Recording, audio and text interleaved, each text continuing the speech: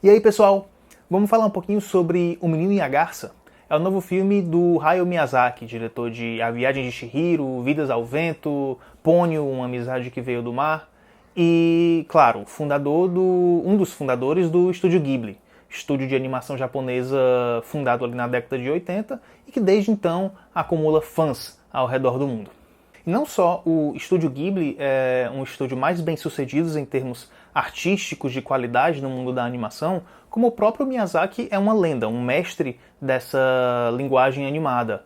Mas lá em 2013, por volta de 2013, ele anunciou a aposentadoria, disse que seu último filme seria o lindíssimo, inclusive, Vidas ao Vento, que é uma animação que se passa durante a Segunda Guerra Mundial e que trata sobre um japonês que fazia o design dos aviões durante a guerra. Mas, para alegria e furor de muitos, recentemente ele desistiu dessa ideia de se aposentar e disse que vai voltar a trabalhar e que já estava com um novo filme anunciado, que é justamente O Menino e a Garça, e que também se passa durante a Segunda Guerra Mundial, assim como o filme passado dele, O Vidas ao Vento. Apesar de algumas animações recentes tratarem sobre a temática da morte, como Viva, A Vida é uma Festa, da Pixar, A Caminho da Lua, uma animação chinesa da Netflix, o próprio Soul, também da Pixar, é muito mais delicado quando se trata de uma morte violenta, como morrer queimado. É um tipo de morte que deixa uma tristeza e um peso muito maior em quem fica e tem que lidar com as memórias de quem se foi dessa maneira. E é o que acontece aqui, em O Menino e a Garça, porque o protagonista, o Mahito, ele tem 12 anos e ele já acorda ouvindo as sirenes de um desastre que vai acontecer na própria vida. A mãe dele está num hospital e o hospital é bombardeado e a mãe dele acaba morrendo nesse bombardeio. O Mahito, então, tem que se mudar, vai para uma casa diferente com uma madrasta, que inclusive é tia dele, ou seja, é irmã da mãe dele que morreu.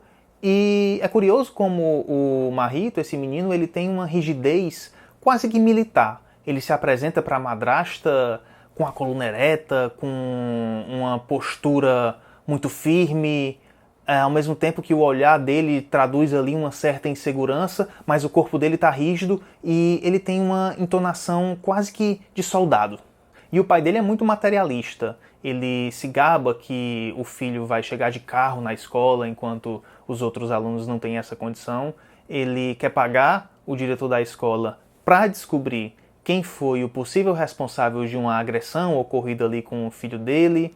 Ou seja, é uma pessoa muito ligada em dinheiro, enquanto o garoto está passando por uma transição que envolve o luto e envolve outras mudanças também. Ele passa a morar com a madrasta, vai para uma mansão afastada e com uma porção de criados, algo totalmente diferente do que ele vivia.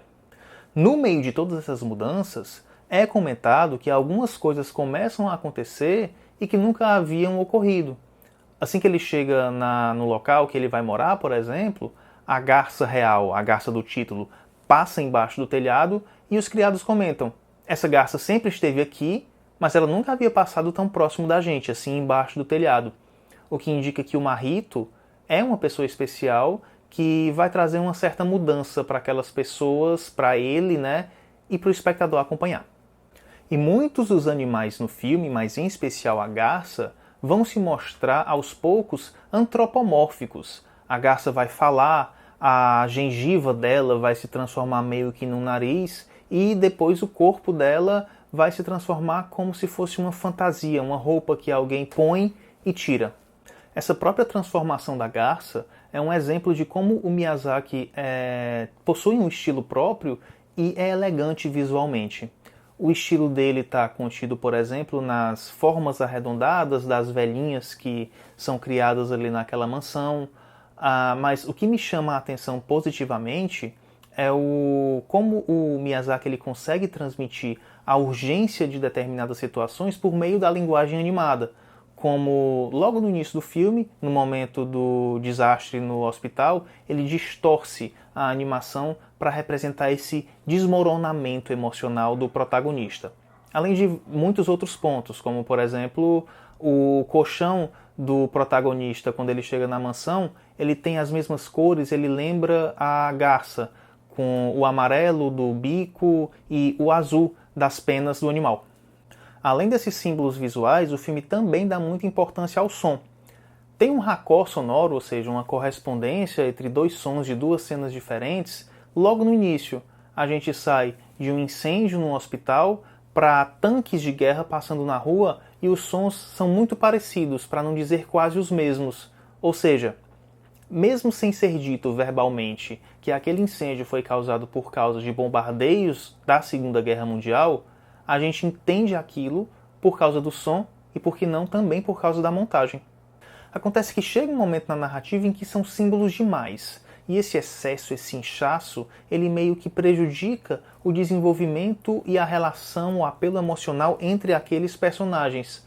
Diferente até do que foi feito no Vidas ao Vento, o último filme do Miyazaki, que equilibra isso muito bem. Por que o Mahito ele dá uma pedrada em si próprio? Para chamar a atenção? É para fugir daquela dor que ele está sentindo, daquela dor emocional? As aves que aparecem durante o filme, não só a garça, mas diversos outros tipos de aves aparecem durante o filme, o que é que significam?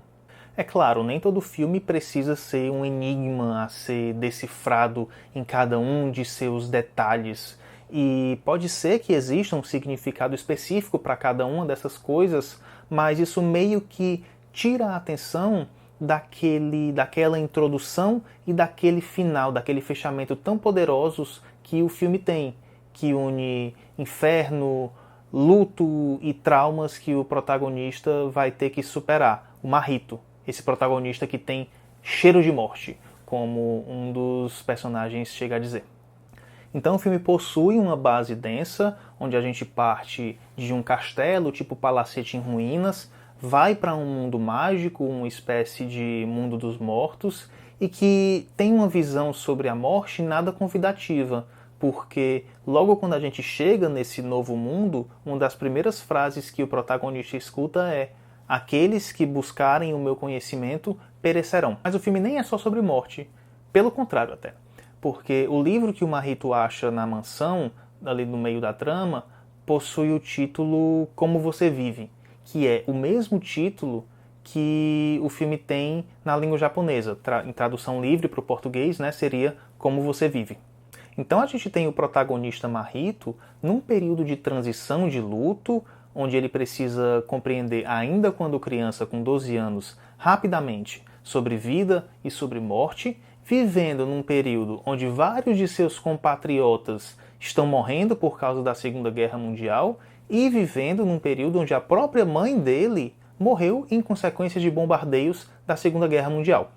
Então, nessa fábula simbólica, onde vida e morte parecem oscilar bastante, assim como na torre que a gente vê oscilando entre a bondade humana e o total desastre, o que o Mahito ganha é uma espécie de crescimento espiritual, consciente da própria existência no mundo, mas sempre se perguntando como viver, como você vive. Então é isso. Me diz aí o que você achou de O Menino e a Garça. Vai assistir? Ficou curioso para ver essa nova animação do Estúdio Ghibli? Me diz aí nos comentários. E não esquece de curtir, compartilhar e se inscrever no canal para não perder mais nenhum vídeo. Até mais!